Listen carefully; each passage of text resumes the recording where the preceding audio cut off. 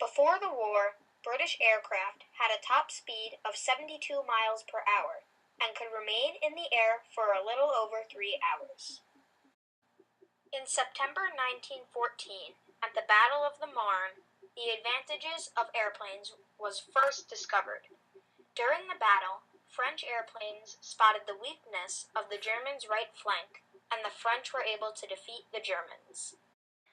At the start of the war, Germany had 250 planes, France had 141, Britain had 83, Russia had 50, and the United States had barely any.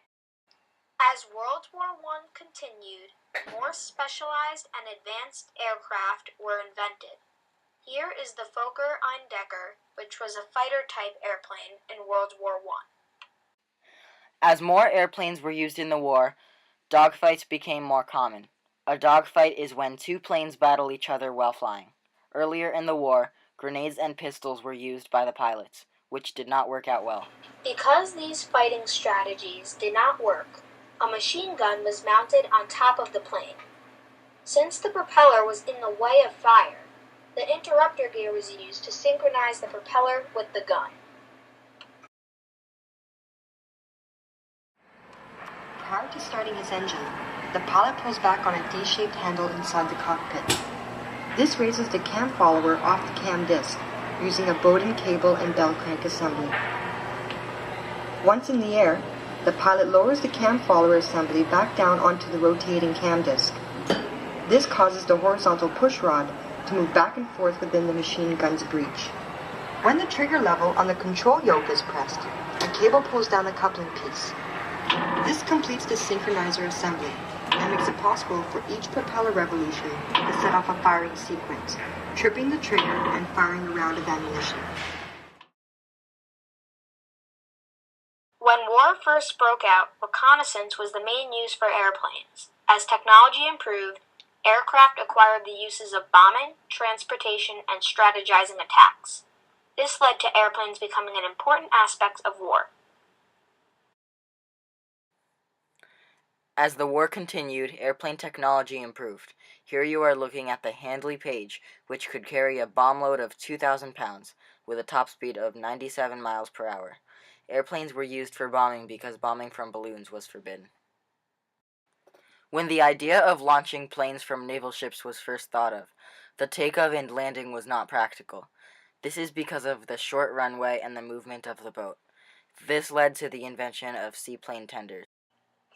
This is a picture of one of the first seaplane tenders.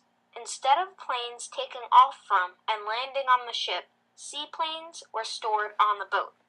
These seaplanes were then lowered off the side of the boat to take off and landed in the water right next to the boat.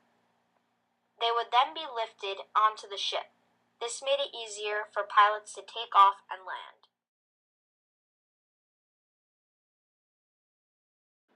Before the war, the French had less than 140 airplanes, but when the war finally ended, the French wound up producing over 68,000 airplanes during the war.